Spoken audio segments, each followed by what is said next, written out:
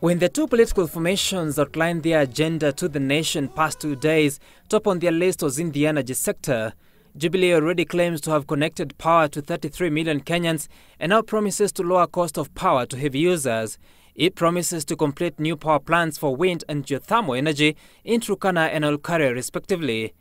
The National Super Alliance promises to open up the sector to competition against Kenya Power and power generating company KenGen. If elected, NASA says it will do away with the diesel power plants and replace them with natural gas and renewable power plants to spur clean energy.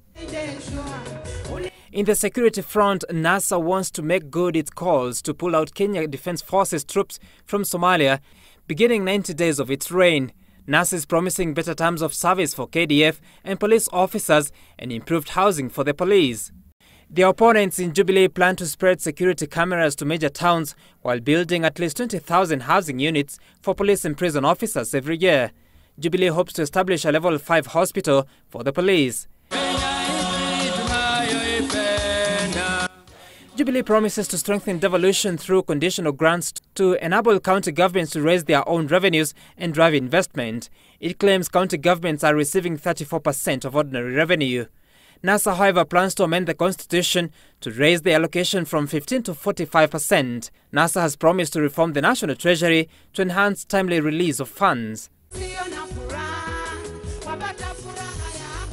In the health sector, the National Super Alliance promises medical cover for all Kenyans through a mandatory subsidized medical scheme.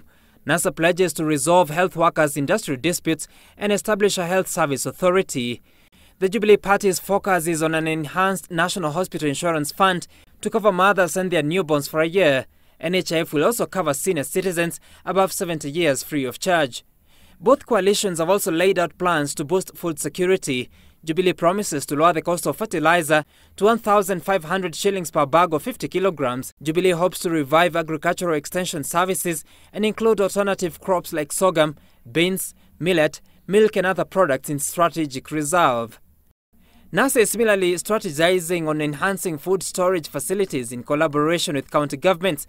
Silos and fresh produce banks will be put up at each of the 1,450 wards, according to NASA. In the education sector, the two political formations promise free primary and secondary education, while the National Super Alliance is promising free secondary education as soon as this September. Jubilee is offering free day secondary. For NASA, HELP beneficiaries will have up to 18 months from their date of graduation to start repaying their loan from the current 12 months from completion of studies. Sam Gituko, Citizen TV, Nairobi.